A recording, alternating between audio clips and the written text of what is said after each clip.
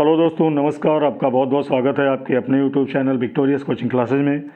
दोस्तों, आज हम यूपी SSC पैट सीरीज़ के अंतर्गत आपके लिए प्रैक्टिस सेट नंबर 4 लेकर आए हैं।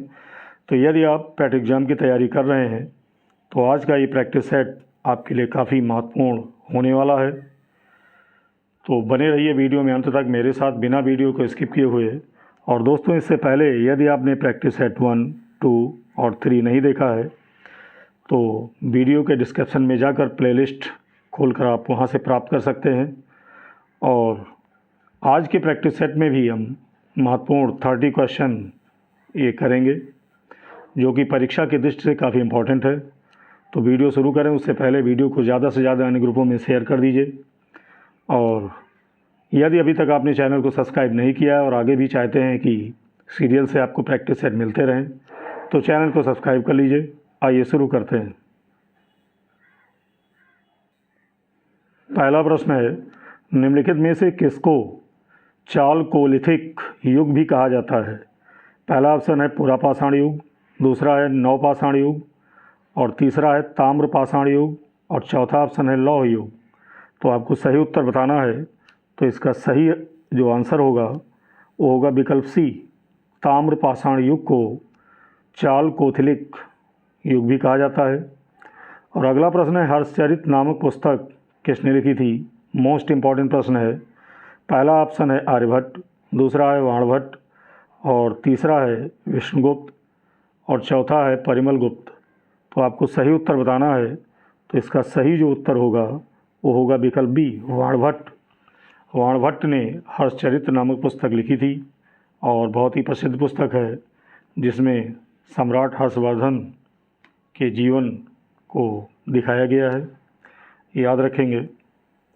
अगला प्रश्न है कि पानीपत के तीसरे युद्ध में निम्न में से किसने मराठों को हराया था?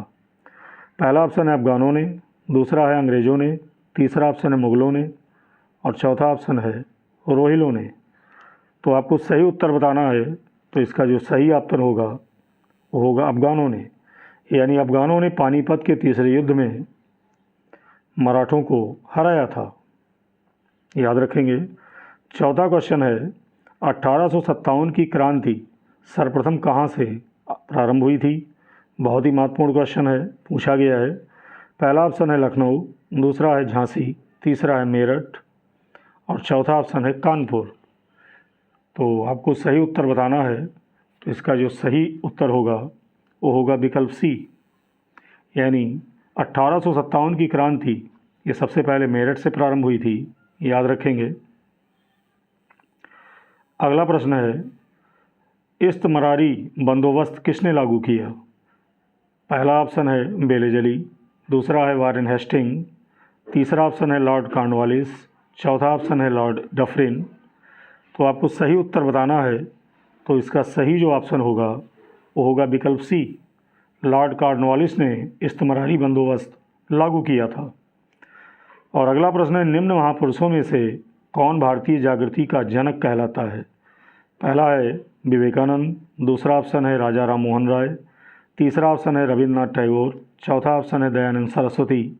तो आपको सही उत्तर बताना है। तो इसका जो सही उत्तर होगा वो होगा विकल्प बी, राजा राम मोहन राय को भारतीय जागृति का जनक कहा जाता है। इन्होंने कई कुरीतियों का अंत किया था, याद रखेंगे।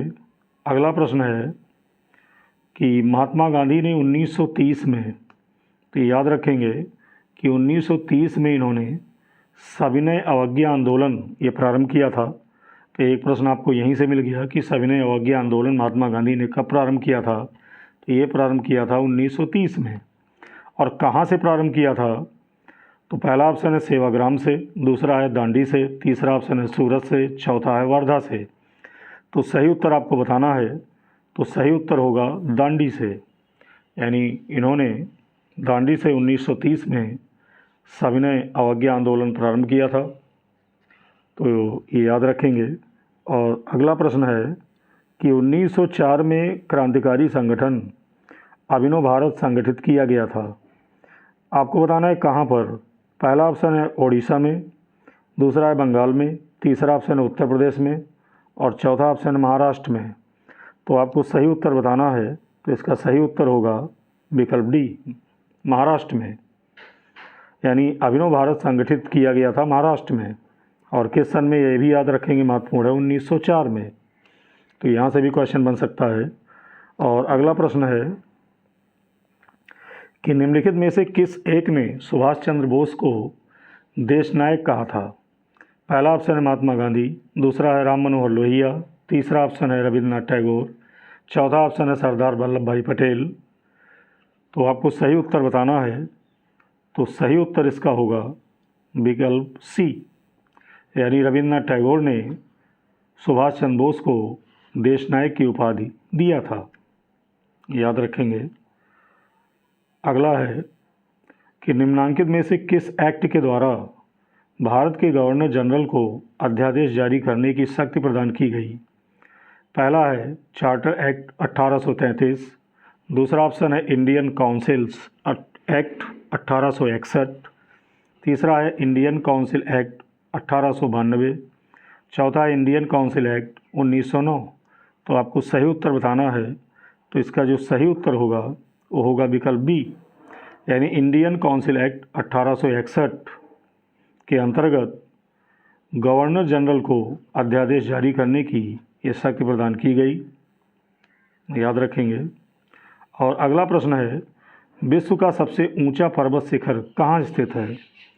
पहला ऑप्शन है भारत, दूसरा ऑप्शन है तिब्बत, तीसरा ऑप्शन नेपाल और चौथा है इनमें से कोई नहीं। तो आपको सही उत्तर बताना है। तो आप जानते हैं कि विश्व का सबसे ऊंचा पर्वत शिखर ये माउंट एवरेस्ट है, और जो कि नेपाल में है, ये याद रखेंगे।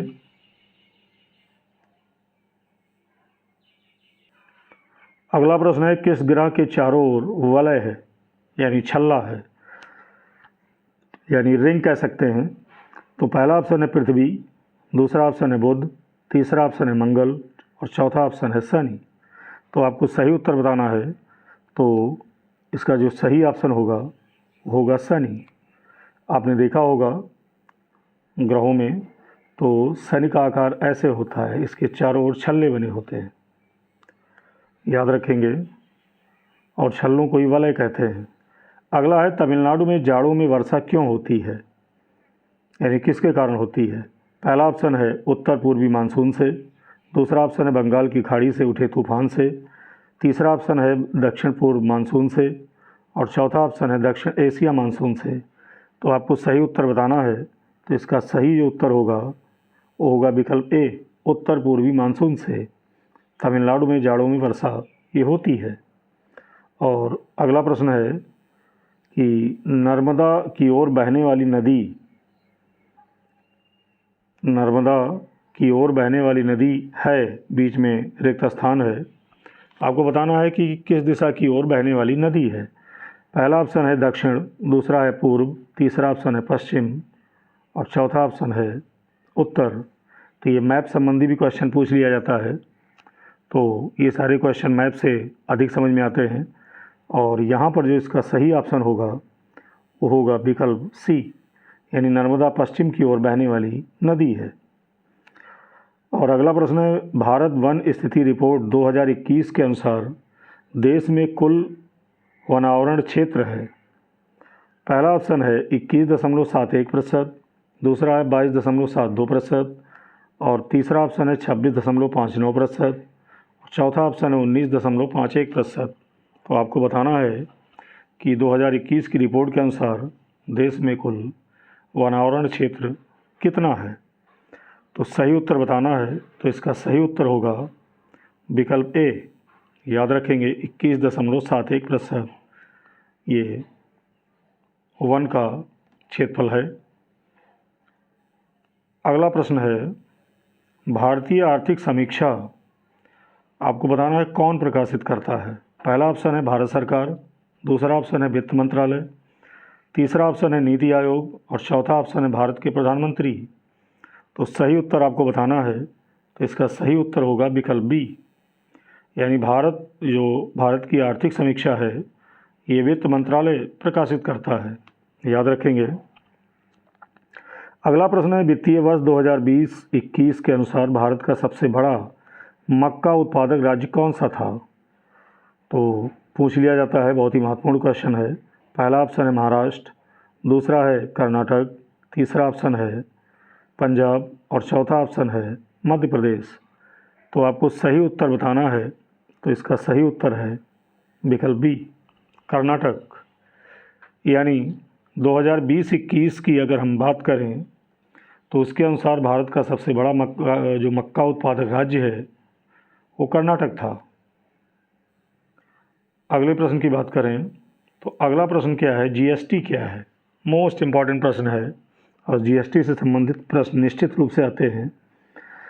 पहला ऑप्शन है एक प्रत्यक्ष कर, दूसरा है एक अप्रत्यक्ष कर, तीसरा ऑप्शन है एक कारपोरेट टैक्स और चौथा ऑप्शन है एक नगर निगम कर। तो आपको सही उत्तर बताना है कि जीएसटी है क्या। तो दोस्तों जीएसटी एक अप्रत्यक्ष कर है, यानी इसका विकल्प बी सही होगा, याद रखेंगे। अगला प्रश्न है, नीति आयोग के अध्यक्ष निम्नलिखित में से कौन है? पहला ऑप्शन है निर्मला सीतारमण, दूसरा माफ़ कीजिएगा अमिताभ कांत और तीसरा है नरेंद्र मोदी और चौथा है राजीव कुमार। तो सही उत्तर आपको बताना है। तो आपको बता दें, योजना आयोग पहले इसका नाम था, अब नाम बदल कर नीति आयोग हो गया है और इसका जो पदेन अध्यक्ष होता है वो प्रधानमंत्री होता है और प्रधानमंत्री आप जानते हैं इस समय कौन है, नरेंद्र मोदी जी हैं। तो विकल्प सी सही होगा। अगला प्रश्न है कि भारतीय रिजर्व बैंक का राष्ट्रीयकरण किस वर्ष किया गया?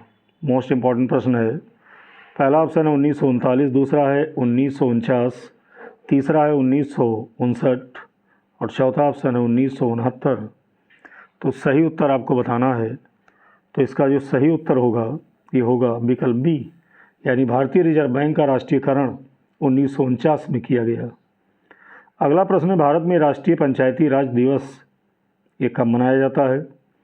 पहला ऑप्शन है 26 जनवरी, तो ये तो गणतंत्र दिवस होता है। दूसरा है 2 अक्टूबर को, गांधी जयंती होती है।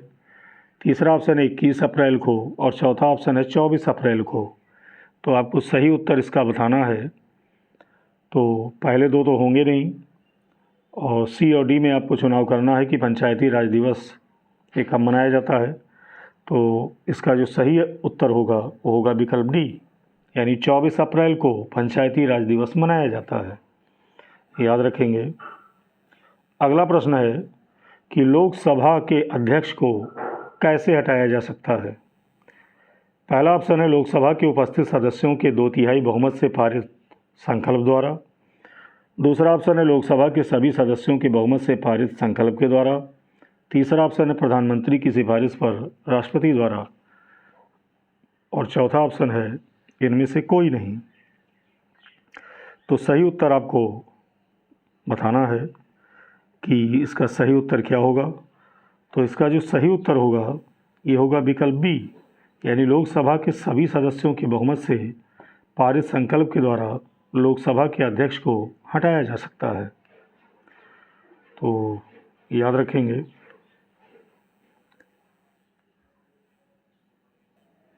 अगला प्रश्न है, निम्नलिखित में से कौन सा एक सही सुमेलित नहीं है? पहला ऑप्शन है अनुच्छेद 39 है और आगे है समान न्याय एवं निःशुल्क विधिक सहायता, तो ये बिल्कुल सही है। और अनुच्छेद 40 ग्राम पंचायतों का संगठन, ये भी बिल्कुल सही है। और अनुच्छेद 44 समान नागरिक संहिता, तो ये भी बिल्कुल सही है। और अनुच्छेद 48 कार्यपालिका से न्यायपालिका का पृथक्करण, तो ये सुमेलित नहीं है। तो इसका अगर हम सही उत्तर देखें तो आपने देखा कि विकल्प डी सुमेलित नहीं है, यानी इसका सही उत्तर होगा विकल्प डी, याद रखेंगे। अगला प्रश्न है कि केंद्र राज्य संबंध किस अनुसूची में है? पहला ऑप्शन है 7वीं अनुसूची, दूसरा है 8वीं अनुसूची, तीसरा ऑप्शन है 6वीं अनुसूची, चौथा ऑप्शन है 9वीं अनुसूची। तो आपको सही उत्तर बताना है कि केंद्र राज्य संबंध किस अनुसूची में वर्णित है। तो इसका सही उत्तर होगा 7वीं अनुसूची, यानी विकल्प ए सही होगा, याद रखेंगे। संविधान से निश्चित रूप से प्रश्न आते हैं और आपके सिलेबस में भी है। अगला प्रश्न है, लोकसभा का कोरम कुल सदस्य संख्या का कितना होता है? पहला ऑप्शन है 1/3, दूसरा है 1/5, तीसरा ऑप्शन है 1/11 और चौथा ऑप्शन है 1/10। तो सही उत्तर आपको बताना है, तो इसका सही उत्तर होगा विकल्प डी 1/10, यानी कुल सदस्य संख्या का 1/10 ये होना चाहिए। अगले प्रश्न की बात करते हैं। तो अगला प्रश्न है कि यदि एक बर्तन में, ये विज्ञान से संबंधित है, कि यदि एक बर्तन में तैरती हुई बर्फ़ पिघलती है तो उस बर्तन में पानी का स्तर क्या होगा, ये आपको बताना है। पहला ऑप्शन है बढ़ता है, दूसरा ऑप्शन है कोई परिवर्तन नहीं होता, तीसरा ऑप्शन है पहले बढ़ता है फिर घटता है, चौथा ऑप्शन है घटता है। तो आपको सही उत्तर बताना है, तो इसका सही उत्तर होगा विकल्प बी, यानी पानी के आयतन, पानी के स्तर, पानी का जो स्तर है उसमें कोई परिवर्तन नहीं होता है। तो इसका जो सही उत्तर होगा विकल्प बी होगा, याद रखेंगे। अगला प्रश्न है, सोल्डर किन दो धातुओं से बना मिश्र धातु है?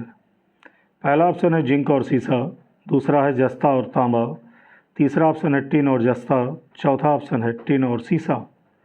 तो आपको सही उत्तर बताना है, तो इसका जो सही आंसर होगा वो होगा विकल्प डी, यानी सोल्डर टिन और सीसा से बना मिश्र धातु है। तो ये याद रखेंगे। और अगले प्रश्न पर आते हैं। अगला प्रश्न है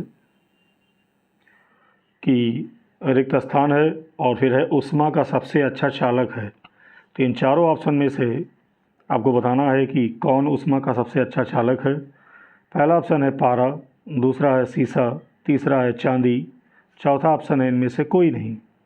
तो आपको सही उत्तर बताना है। तो आपको बता दें कि चांदी जो धातु है ये ऊष्मा की सबसे अच्छी चालक है, यानी इसका विकल्प सी सही होगा। यानी चांदी की जो चालकता है वो सर्वाधिक होती है। तो दोस्तों, यदि अभी तक आपने वीडियो को सब्सक्राइब और लाइक शेयर नहीं किया है तो कर लीजिए। आगे भी चाहते हैं कि महत्वपूर्ण प्रैक्टिस सेट आपको इस चैनल के माध्यम से मिलते रहें, तो चैनल को सब्सक्राइब कर लीजिए और ज़्यादा से ज़्यादा अन्य ग्रुपों में शेयर कर दीजिए, जिससे अन्य अभ्यर्थियों को भी इसका फ़ायदा मिल सके। और वीडियो आपको कैसा लगा कमेंट करके हमको अवश्य बताइएगा, इससे प्रोत्साहन मिलता है आपके लिए और भी वीडियो बनाने के लिए। अगले क्वेश्चन पर आते हैं। अगला क्वेश्चन है कि निम्नलिखित में से किसको कोशिका का शक्ति गृह यानी पावर हाउस भी कहा जाता है? पहला ऑप्शन है लवक, दूसरा है सूत्रकणिका, तीसरा है गाल्जिकाय और चौथा है कोशिका भित्ति।